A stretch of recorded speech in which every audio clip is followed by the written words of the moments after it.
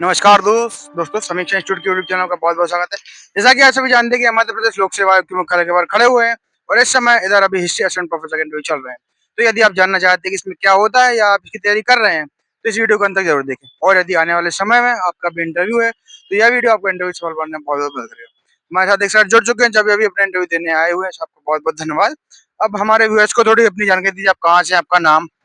मेरा नाम अविनाश है। मैं बड़वानी जिले से बिलोंग करता हूँ। सर किसके बोर्ड में इंटरव्यू था और कितने मेंबर थे। मेरा सर के बोर्ड में इंटरव्यू था और उनके साथ 3 फैकल्टीज और थी। सर कितनी देर चला आपका इंटरव्यू।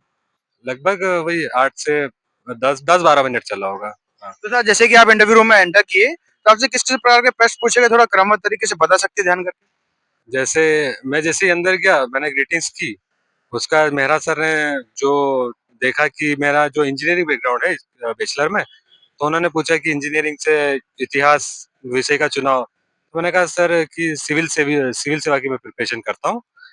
तो उन्होंने कहा अच्छा अच्छा। फिर उन्होंने वही पूछा कि जो सिविल सेवा में तो बच्चे इतिहास से बहुत मतलब इतिहास को बहुत लगाव से पढ़ते हैं, लेकिन ऐसा क्यों है कि जो कॉलेज के जो बच्चे हैं वो रुचि नहीं दिखाते इतिहास में। तो उसका थोड़ा आंसर दिया मैंने। उसके बाद सर ने बस ये एक दो क्वेश्चन पूछे। उसके बाद नेक्स्ट बोर्ड को दिया, उन्होंने नेक्स्ट मेंबर को दिया। तो वो जो सर थे उन्होंने जो इतिहास का जो कालक्रम था वो पूछा कि क्या कालक्रम रहा है। तो वही आद्य जो 3 काल थे, आद्य का प्राकृतिक और ऐतिहासिक काल के बारे में बता दिया। उसके बाद उन्होंने हाँ, जैसे कि फिर वो रामापिथेकस जो जैसे जो मानव की जो चालू हुआ जो कालक्रम, तो उसके बारे में उन्होंने पूछा कि उसका जो सीक्वेंस है वो बताओ।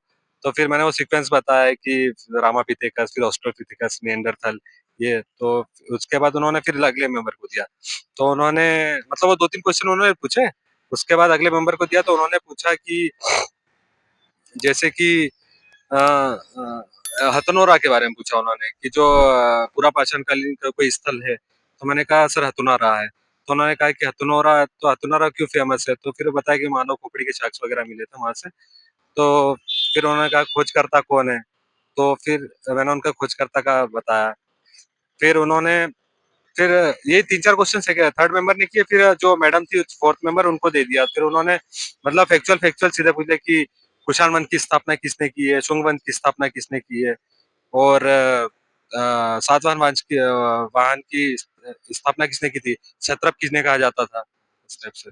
आपकी हॉबी से कोई प्रश्न पूछा गया क्या। नहीं, हॉबी से तो कोई क्वेश्चन नहीं क्या पूछा है।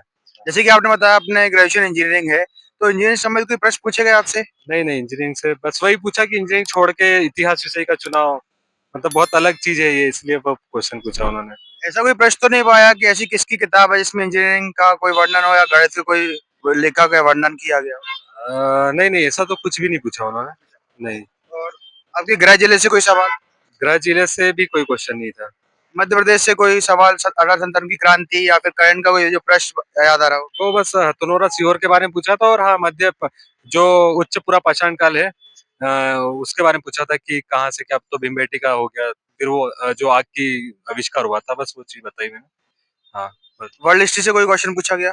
वर्ल्ड हिस्ट्री से तो कुछ भी नहीं पूछा, पूरा मतलब फैक्चुअल फैक्चुअल ही चल रहा था। बस वो शर्मा सर ने थोड़ा पूछा था कि इतिहास, वो बच्चों की जो रुचि इतिहास में कम क्यों हो रही है, बस। कोई इतिहासकार के बारे में पूछा गया, इसकी कोई लेखन या उनकी कोई किताब के बारे में। नहीं नहीं, ऐसा कुछ भी नहीं पूछा किसी का कोई। हाँ, एक ये पूछा था जो राम भगवान के बारे में पूछा था कि राम भगवान का जन्म किस काल में हुआ था। तो त्रेता युग। हाँ, फिर वो पूछा था कि कौन सा, मतलब जो 7,000 से 5,000 जो ईसा पूर्व के लगभग हुआ था। फिर वो पूछा था कौन सा काल माना जाता है, तो त्रेता युग माना जाता है। बस वहां से था। और मध्य प्रदेश और का। उन्होंने क्वेश्चन एक ये भी पूछा था कि जैसे कि आप बच्चों को पढ़ाओगे तो मतलब ऐसा क्या किया जाए जिससे बच्चों की रुचि बढ़े। तो मैंने कहा था कि सर उन पे डिबेट डिबेट के माध्यम से सर उनका इंटरेस्ट मतलब ला सकते हैं। बोले डिबेट कैसे, कोई 3 विषय बताओ जिस पे आप डिबेट करवा सकते हो। तो फिर वो थोड़ा बताया मैंने, 1-2 विषय के बारे में बताया। फिर वो मुझे याद नहीं आ रहा था, बस। किसी शासक के बारे में, उसकी किताब है, उसकी नीतियों के बारे में पूछा गया। शासक के बारे में नहीं, शासक के बारे में नहीं पूछा किसी ने।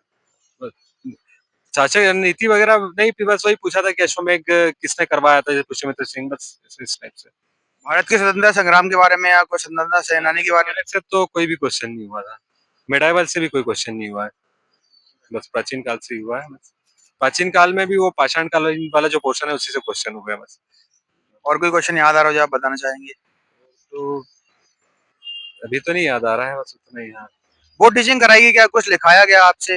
नहीं नहीं कुछ नहीं, बोर्ड टीचिंग वगैरह कुछ नहीं हुई। Okay sir, thank you. Thank you.